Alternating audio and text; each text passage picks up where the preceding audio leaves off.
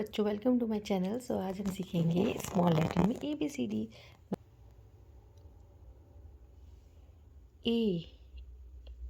A for aeroplane. B for boy. C for car. D for dog.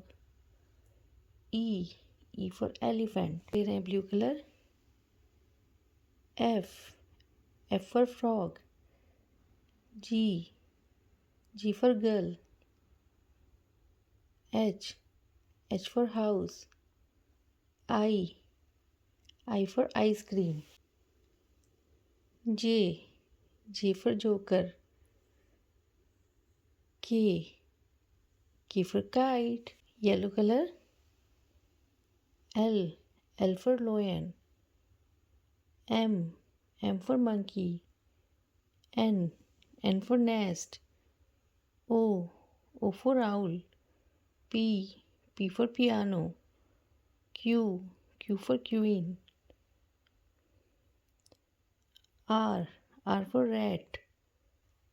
S for star. T for tomato. U for umbrella. V for village. W for water. X for xylophone. Y for yak. Z for zebra. ABCDEFGHIJKLMNOPQRSTUVWXYZ। सो बच्चों, अगर video पसंद आई तो please subscribe my channel, like my video. मिलता है next video में। सीखते हैं कुछ इंटरेस्टिंग तरीके से ABCD 1 2 3। Till then bye.